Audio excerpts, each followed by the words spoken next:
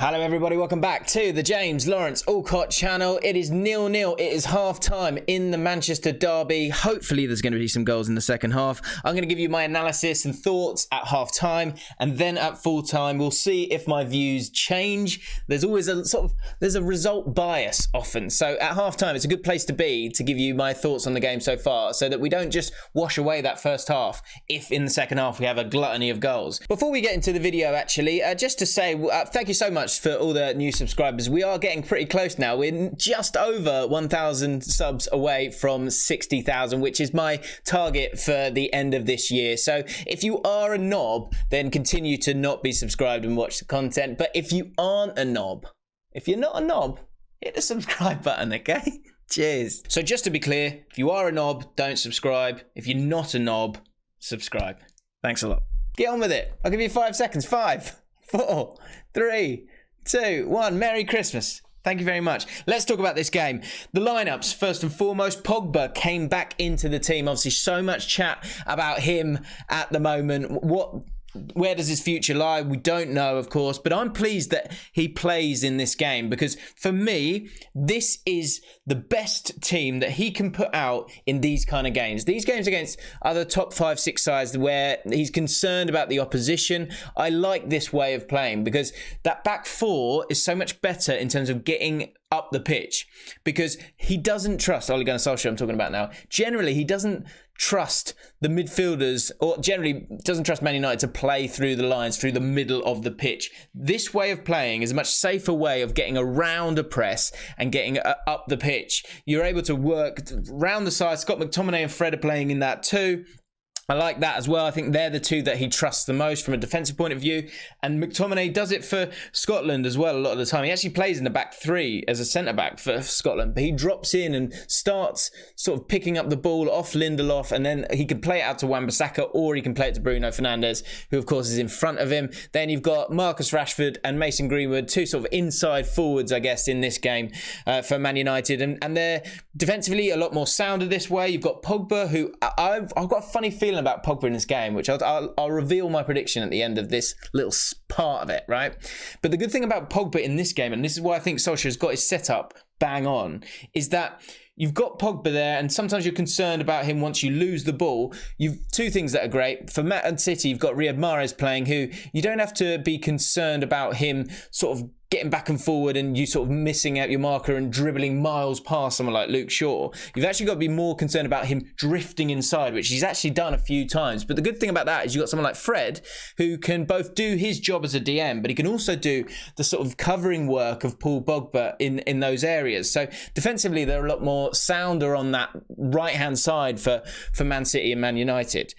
So I like Pogba in that area, and yeah, I'll give you my prediction in a second. Bruno Fernandes, his energy, I love it. I love it, love it, love it. He's trying to get everywhere. And the way that Man United are playing, I think they should be happy so far because they're moving through the pitch in a way that is all that Ole Gunnar Solskjaer can ask for, because they're not really playing with a centre forward. They're playing with a false 9 or number 10 in Bruno Fernandes. So when you're doing that, you kind of have to sort of go wide and then go back inside and move up the pitch. And that is exactly what Man United are doing. There's been a few bits of really lovely football there because that guy just to sort of ping the ball to isn't there. But you then get Bruno Fernandes in nice pockets of space. He can also have the awareness, which he does have, to look to switch the play, and that's a different way of getting through these lines. And it then comes for Man City, they've got to follow those runners, because actually the back four of Man City, which has John Stones in it, they have to not deal with a striker that's standing in front of you. They actually have to deal with strikers that are sort of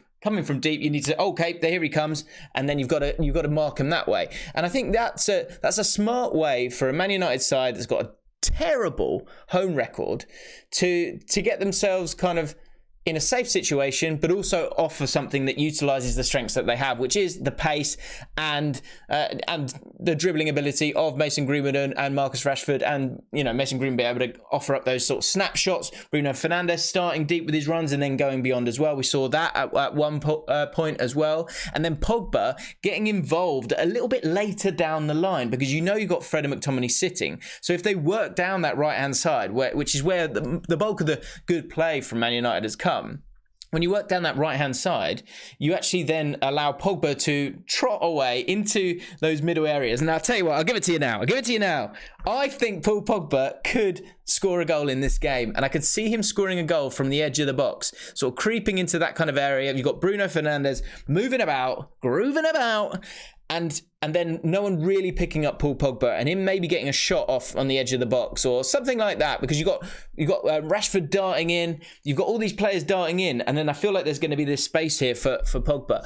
Man City, it's just a bit careful. It's really, really careful. You've got those two, that double pivot for them in Rodri and Fernandinho, which I don't like. I don't like that about Man City. And yes, they have got more quality going forward, but it still isn't clicking for them. Partly that's down to the careful nature of the way they're playing. Fernandinho and Rodri, you've got them both there. They're going to end up playing to each other. Rodri has been really, really poor in this game for me. He's not moving the ball through the lines quick enough. There was one time where he dribbled past players and then played it back to his centre-back. He's a very frustrating player for me when I want to watch a Man City side that's got one guy there and then all these attacking guys that overload the opposition. They don't want to seem to play like that anymore, and I think that gives the opposition a much better chance. Riyad Mahrez on the right-hand side hasn't really done anything at all. He's looking to get involved in more central areas, like we said. It's actually down the left-hand side. I think Raheem Sterling has been brilliant. He's obviously got a terrible record against Man United in terms of scoring goals, and he did have a great chance in one of the first few minutes. But every time he gets on the ball, what he does brilliantly is he sucks in different players. Wan-Bissaka's often on the wrong side of him because he plays in between those two lines, Sterling, but at the same time he's happy to run, so Wan-Bissaka's nervous there. Scott McTominay's trying to cover that space, and then it means that they're not concentrating on the likes of Kevin De Bruyne and Gabriel Jesus, and so I really like that left-hand side for Man City, and I think that's where their joy is going to come from. They have had two big chances in this game. If we do look at the stats, I think Man United are much better at set pieces, and there's something there for them because that zonal marking from Man City, as it's got them standing still, really, obviously. Well, I mean, that's the point of zonal marking. If you are going to be in that setup, you've got to go and attack the ball. And actually, I think Man United smell blood with that from some of the set pieces that they've had, which has been good. But the big chances, as you can see, have both fallen to Manchester City. Gabriel Jesus, who I think has been pretty non-existent in this game, maybe that's due to the good defensive attitude that Man United are playing with in this game. But he did miss a great chance, and it is getting to that point. Every time he kind of misses one, you go, he's just not Aguero, is he? He's just not Aguero. It's a shame that Aguero's not on the bench in this game for Manchester City. They do have some good players. I think Phil Foden could maybe pick up those pockets of space and do something for Manchester City. Maybe Benjamin Mendy as well could be a good player to bring on, although I think João Cancelo's done pretty well so far in this game. But if they are going to look to focus on that left-hand side, Benjamin Mendy's obviously got that great ability to sort of get down the line and probably a better attacking fullback than Cancelo. It really hangs in the balance at the moment for me. Anthony Martial's on the bench, of course, for Man United if they need that goal. But if I'm Man United, don't change it. Don't change it at all. I think they're doing really, really well, and I think they're growing in the game as the minutes go by. I'm quite impressed with them. This is the way Man United should be playing. I know there's a lot of talk about get Van der Beek in the team, blah, blah, blah, blah, blah. But against a Liverpool, a Chelsea, a Spurs, a Man City, this is the team that Man United should be playing, or this should be the setup for me. So I think it's worked well. It has worked well. I like Fred and McTominay as those midfield too, because you just got that little bit more mobility, so they can offer up two different elements for it.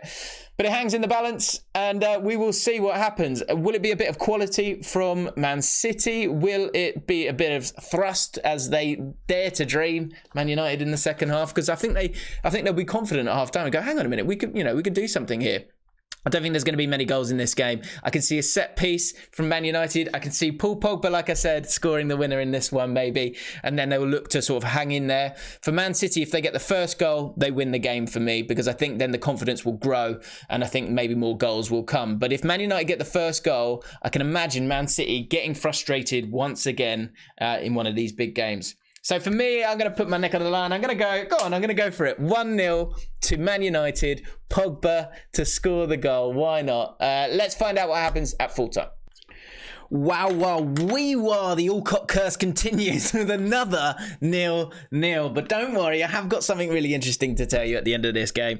I mean, nothing really involving the game in terms of key moments. Rashford penalty. Was it a penalty? Yes. Was he offside? Yes. So I'd love to know if there is anyone who can actually have an argument with me about that in the comments. I think that's one of those ones where, okay, well, yeah, VAR got it right this time. Do I still like VAR? No.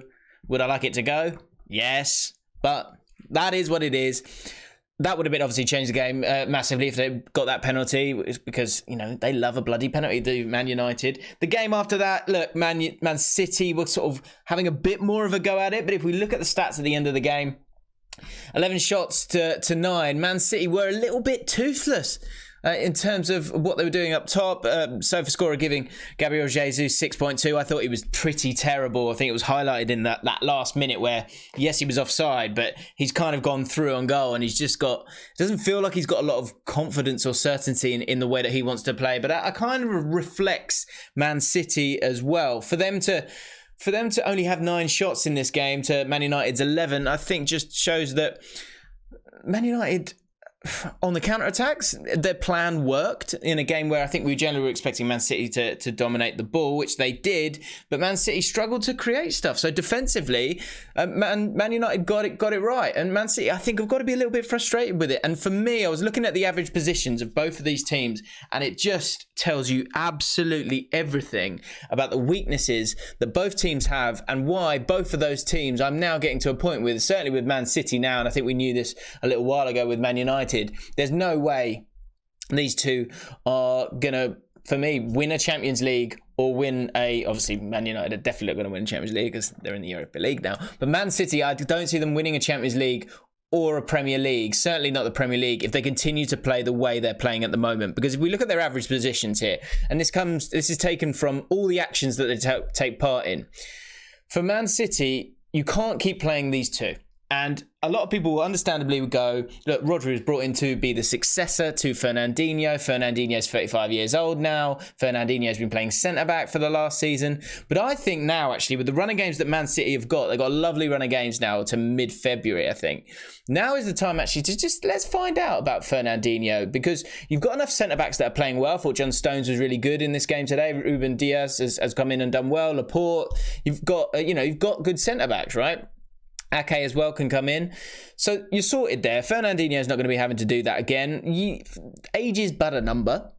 And he is the best, or was the best, probably, or in the top 2 or 3 in the world in that position in terms of being that security blanket. Though he honestly is the best fouler in the world. He is. Fernandinho, hands down, is the best fouler in world football. And although it frustrates people, he gets away with it. He has 1 booking, but he gives away 6-7 fouls. They're all cynical. And I still think he could do that job for Man City. And although he might not do it to the level that he did 2 seasons ago, I still think it would allow Man City to obviously have another player further up the pitch, because when you look at those average positions, Rodri and Fernandinho, they're on each other's toes, and it's a waste of a player, especially for a team like Man City that control possession. They control the ball 9 times out of 10 in games. So in a lot of these games where they're playing against sides where they're going to go, okay, you have the ball and maybe we can do something on the counter-attack, I think you can play Fernandinho, get his fitness up, get him playing as the sort of single pivot in this, and then it allows you to play Foden further forward, or play Ferran Torres and Riyad Mahrez in between those lines, play Bernardo Silva. Bernardo Silva's been so brilliant for Man City for a long time.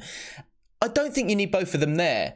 And I think Guardiola, as long as he continues to play this, what happens is when it goes from side to side, which is what Man City have done for a long period of time, the overloads and the players in those half spaces, you've only got enough players for one on one side. So it just makes it easier for the opposition to defend. And it just leads to frustration, I think, for Man City. For Man United, I think we know this as well, but if you look at their average positions, you saw what worked today. And I think generally this is the right way to go with Man United, because they don't trust Harry Maguire and Lindelof. Maguire, again, I think had a really, really good game for Man United today, for me. But in those average positions, you've got Fred and McTominay sitting on their toes. And what that does is it means when they have got the ball, the opposition, further in front of them, yes, you're not pressing them, But there's no way that Maguire and Lindelof have got to worry about what's in front of them. And if those balls do go over the top, they're good enough to read them. So that highlights the sort of the weaknesses that Man United have, because they have to find a way to work around the fact that they don't truly trust the two centre-backs that they've got. This is the best way to do it, I think.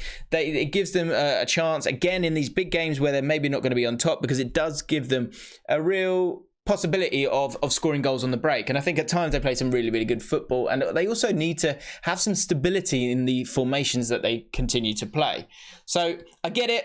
I think Man United, it was job done for them. I think they would have taken a 0-0 before the game started. For Man City, it just feels a bit lackluster. And with Man City, the best Man City, it's like a water torture, where it's just constant passing, and you wear teams down. I don't think Man City are able to wear teams down as well, because they're wasting a player, because they've got those concerns defensively. But they are a team that dominates the ball. So again, I don't think it needs to happen.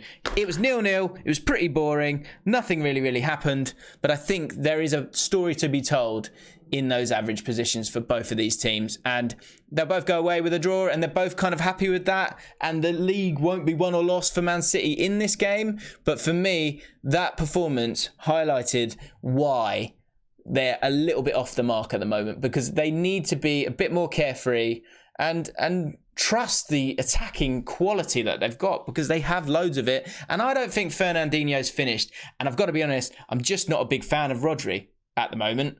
And I need to be convinced the other way. I just don't think he has the mobility in the to play in the Premier League for this team. And therefore, I don't think Guardiola thinks he can do either, and that's why he ends up having a player alongside him.